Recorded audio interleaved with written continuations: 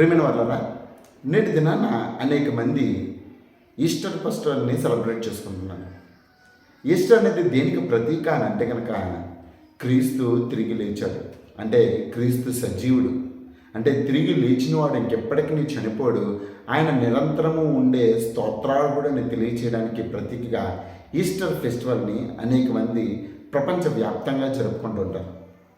అయితే వాళ్ళు ఒకరోజు అంటే యేసుక్రీస్తు వారు చనిపోయిన తర్వాత ఆయన సమాధిలో ఉన్న సమాధి దగ్గర ఆయన దేహాన్ని సుగంధ ద్రవ్యాలు పోయడానికి వెళ్ళినటువంటి వ్యక్తితో దేవదూత మాట్లాడుతున్నటువంటి సందర్భాన్ని మనం ఒకసారి చూడాలి. ప్రేమిన వల్ల లూకాసు వార్త 24వ అధ్యాయము 5వ వచనం,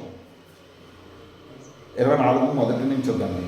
ఆదివారం తెల్లవారగా తాము సిద్ధపరిచిన సుగంధ ద్రవ్యాలను తీసుకొని సమాధి యొద్దకు వచ్చి సమాధి ముందర ఉంచిన రాయి దొర్లింపబడినట్టు ఉండుట చూచి లోపలికి వెళ్ళిరు, కానీ ప్రభు అయిన యేసు దేహము వారికి కనబడలేదు.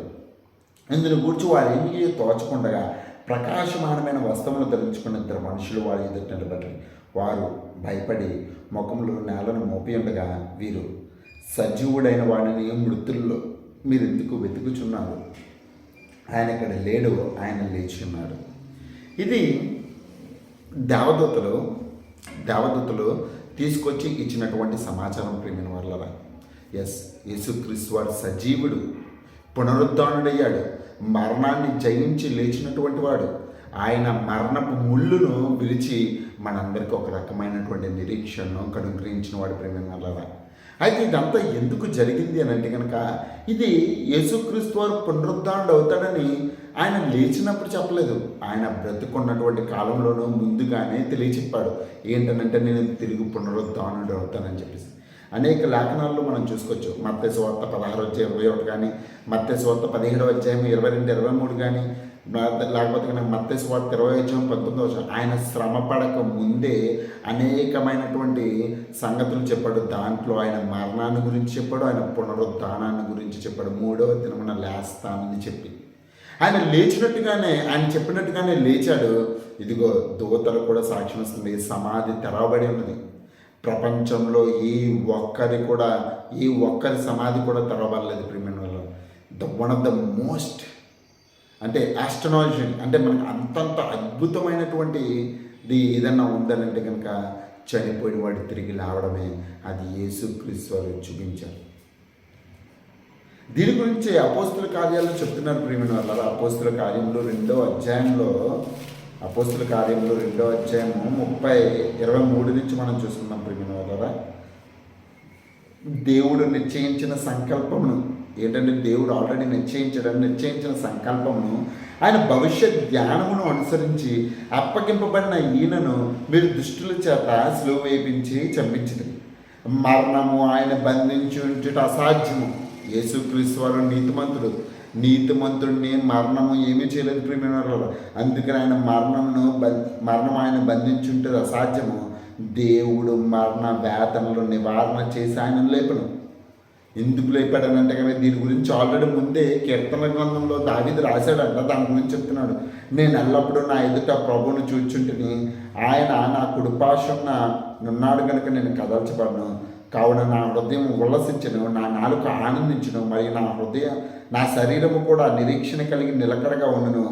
నీవు నా ఆత్మను పాతాళంలో విడిచిపెట్టవు, నీ పరిశుద్ధుని కుళ్ళు పట్టనివ్వు, నాకు జీవ మార్గము తెలిపితివి.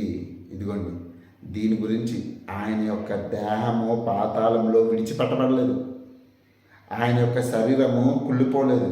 ఇది దావీదును గురించిన కాదు, కానీ ఆయన క్రీస్తు గురించి పలికినదే. 31వ వచనం, క్రీస్తు పాతాళంలో విడబడలేదనియు ఆయన శరీరము కుళ్ళిపోలేదనియు దావీదు ముందుగా తెలుసుకుని ఆయన పునరుద్ధానమును గురించి చెప్పాను. దావీదు ముందుగానే ప్రకటించాడు యేసుక్రీస్తు వారు లేస్తారని.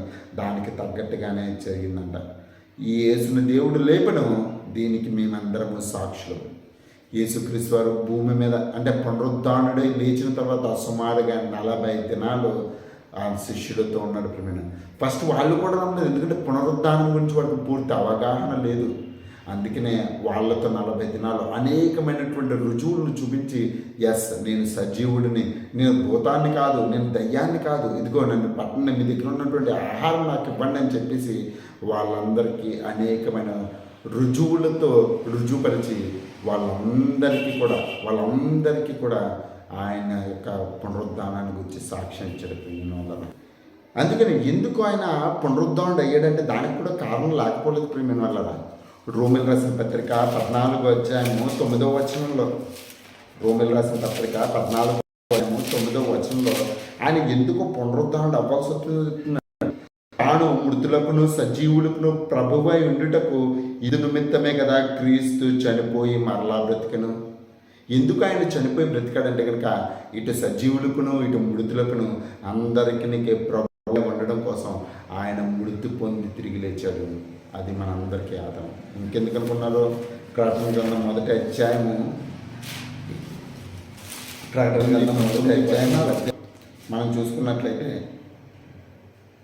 నేను మొదటి వాడను కడపటి వాడను జీవించి వాడను మృతుడినైతే కానీ ఇదిగో యుగ యుగములు సజీవుని అన్నాను. మరణం యొక్క మృతుల లోకం యొక్క తాళపు చెవులను స్వాధీనంలో ఉన్నాయి. ఎప్పుడైతే ఆయన పునరుద్ధారణ అయ్యాడో అన్నింటి మీద ఆయనకి విజయాన్ని పొందుకుని ఉన్నాడు ప్రేమిన వాళ్ళ. అందుకని ఆయన యందు ఉన్నవాడికి నిత్యజీవము, ఆయన యందు ఉన్నవాడికి నిత్య స్వాస్థ్యము కూడా ఇవ్వబడుతుంది ప్రేమిన వాళ్ళ. అయితే చాలామంది నేటి కాలంలో దీన్ని నమ్మడం లేదు. పునరుద్ధానం ఎలా అవుతుందని చెప్పేసి ప్రశ్నిస్తున్నారు.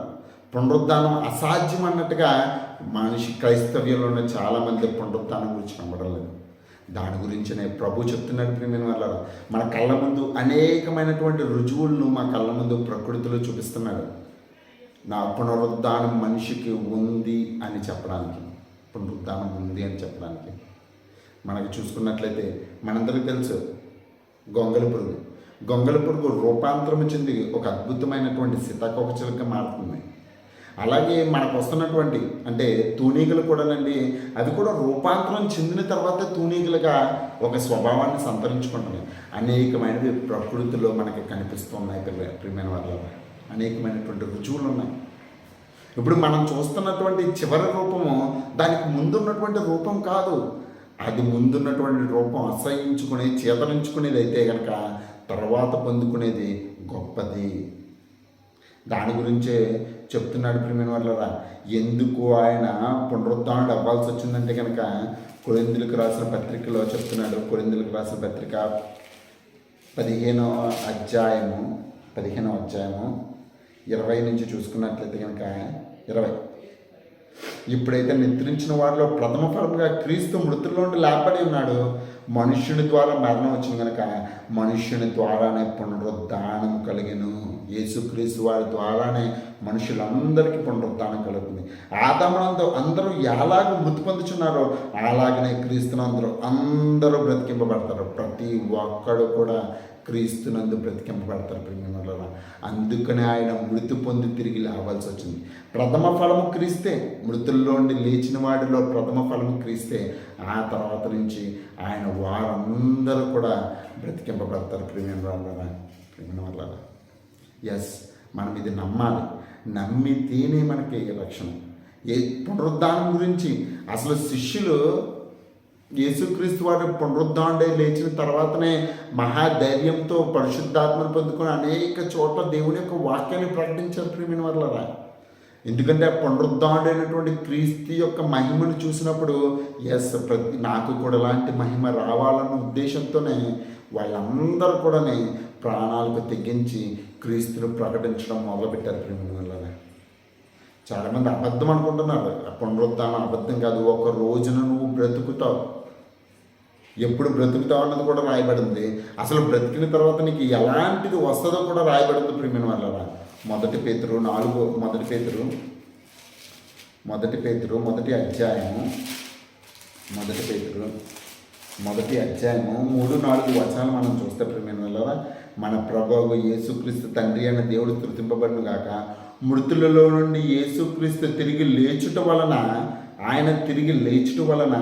జీవముతో కూడిన నిరీక్షణ మనకు కలుగునట్లు. జీవం కలుగుతుందంటండి. మనిషి చనిపోయిన తర్వాత బ్రతుకుతాడన్న జీవం కలుగుతుందంట. అనగా అక్షయమైనది నిర్మలమైనది వాడబారదైన స్వాస్యము మనకు కలుగునట్లు ఆయన తన విశేష కార్యక్రమం చొప్పున మరలా మనల్ని జన్మింపచేస్తాడు ప్రియమైన వల్ల. ఆయన మనకు అక్షయమైనది అంటే చావు లేనిది, క్షయం కానిది, నిర్మలమైనది, చాలా మంచిది, అసలు దాని మహిమ తగ్గిపోనిది, అలాంటి దాన్ని ఇవ్వడానికి యేసుక్రీస్తు వారు అలాంటి దాన్ని పొందుకున్నాడు. అలాంటిది మనకు కూడా ఇవ్వడానికి ఇష్టపడుతున్నాడు ప్రియమైన వాళ్ళ. అయితే దాన్ని పొందుకోవడానికి మనం సిద్ధంగా ఉన్నామా ఏంటంటే ఆలోచించారు. అసలు ఒకసారి ఆలోచించి ఎలాగా పునరుత్థానం కలుగుతుంది అని అంటే కనుక ఇక్కడ చెప్తున్నాడు. రోమిల్ రాసిన పత్రిక 8వ అధ్యాయం 11వ వచనంలో యేసుక్రీస్తు వారు ఎలా పునరుత్థానం అయ్యాడు దాని గురించి చెప్తున్నాడు ప్రియమైన వాళ్ళ. మృతులలో నుండి యేసును లేపిన వాని ఆత్మ మీలో నివసించిన ఎడల, అంటే దేవుడు పరిశుద్ధాత్మను మనలో నివసింపజేసిన ఎడల మృతుల్లో నుండి క్రీస్తు యేసును లేపిన వాడు చావునకు లోనైన మీ శరీరములను కూడా మీలో నివసించుచున్న తన ఆత్మ ద్వారా జీవింపచేయును. అది చెప్తున్నాడు. నీకు పరిశుద్ధాత్మ ఇస్తాను, సంచి కరువు ఇస్తాను, అడ్వాన్స్డ్గా ఇస్తాను. నీకు అడ్వాన్స్డ్ బట్టించి నువ్వు నావాడివి. అప్పుడు చనిపోయినప్పుడు నిన్ను లేపినప్పుడు నేను దగ్గరికి చేర్చుకుంటాను. అది పరిశుద్ధాత్మ వల్ల. అందుకనే యేసును లేపింది దేవుని యొక్క శక్తి ద్వారా ప్రభు అయినటువంటి యేసుక్రీస్తు వారు లేచాడు. అదే క్రీస్తునందు నువ్వు కూడా నిరీక్షణ ఉంచితే కనుక నువ్వు కూడా లేస్తావు. ఒక రోజున నిన్ను లేపుతానని వాగ్దానం చేశాడు. కంపల్సరీ లేపుతాడు ప్రియమైన. దాన్ని నమ్ముతున్నావా? నువ్వు నమ్ముతున్నావా? కొరింథీయులకు రాసిన పత్రిక 4వ అధ్యాయము 14-15 వచనం విశ్వసించితను కనుక మాట్లాడుతున్నాను వ్రాయబడిన ప్రకారము అట్టి విశ్వాసంతో కూడిన ఆత్మ గలవారే ప్రభు అయిన యేసును లేపినవాడు యేసుతో మమ్మను కూడా లేపి మీతో కూడా తన ఎదుట నిలవబెట్టినని ఎరిగి మేము విశ్వసించుచున్నాము కనుక మాట్లాడుచున్నాము. శిష్యులు విశ్వసించారు కనుక మాట్లాడారు, దాన్నే ప్రకటించారు, అనేక మంది శిష్యులుగా చేయగలిగారు. ఎస్, నేను విశ్వసిస్తున్నాను, నేను చనిపోయిన తర్వాత తిరిగి లేస్తాను, నా ప్రభు అయినటువంటి క్రీస్తుతో నేను ఉంటాను, అట్టి నమ్మకంతో నా జీవితాన్ని నేను కొనసాగిస్తున్నాను. లేదంటే నేను క్రీస్తుని నమ్మాల్సిన, మనిషి చనిపోయిన తర్వాత బ్రతుకు లేదంటే దేవుడిని నమ్మాల్సిన అవసరమే లేదు. నమ్మాము కనుకనే ఈ జీవితంలో కష్టం వచ్చిన, ఇబ్బంది వచ్చిన, బాధ వచ్చిన అన్నింటినీ ఓర్చుకుంటున్నాం. ఎస్, రాబో జీవితంలో ఇలాంటివి ఏమీ ఉండవని నమ్మాము కనుకనే. కాబట్టి నమ్మండి, అది నిజం. యేసు మృతి పొంది తిరిగి లేచాడు. మన కళ్ళ ముందు ప్రకృతి సాక్ష్యంగా ఉంది, అనేక మంది అపోస్తలులు సాక్ష్యంగా ఉంది. ఏమంటే వాళ్ళు శిరశ్చారణం చేయబడ్డారు, సిలువ వేయబడ్డారు, అనేక హింసలు పొందారు. అంటే అబద్ధాన్ని ప్రకటించి అంత పొందుతారంటే కాదు. వాళ్ళు చూసింది, కళ్ళారా చూసింది, చెవులారా విన్నది గొప్పది కాబట్టి దాన్ని పట్టించే వాళ్ళు శిరశ్చాదనానికి కూడా వెళ్ళారు. ప్రియమైన వాళ్ళ శిరశ్చాదనానికి కూడా వెళ్ళారు. అనేక హింసలు పొందారు. అసలు మనిషి చనిపోయిన తర్వాత బ్రతుకు లేదంటే కనుక అసలు దేవుణ్ణి నమ్మాల్సిన అగత్యమే లేదు. కాకపోతే ఉంది, అది నువ్వు కళ్ళు మోస్తేనే తెలుస్తుంది నీకు ఒక లోకం ఉందని. నువ్వు చనిపోతే పాతాళానికి వెళ్తావు. అక్కడ నుంచి నువ్వు మళ్ళీ నీ దేహాన్ని సంతరించుకొని, అక్షయమైన దేహాన్ని సంతరించుకొని ప్రభువుని ఎదుర్కొంటకు మహిమ లోకానికి వెళ్ళిపోతావు. కాబట్టి దాన్ని పొందుకోవాలంటే క్రీస్తు ఒక్కడే మార్గం, పరిపూర్ణటువంటి విశ్వాసమే మార్గం. కాబట్టి విశ్వసించండి, పొందుకోండి. ప్రతి ఒక్కడూ దాన్ని పొందుకుంటారని ఆశిస్తూ నా మాటలు ముగిస్తున్నాను. ప్రియమైన వాళ్ళ పునరుద్ధానము నిజము. నువ్వు నమ్మినా నమ్మకపోయినా పునరుద్ధానం ఉంది.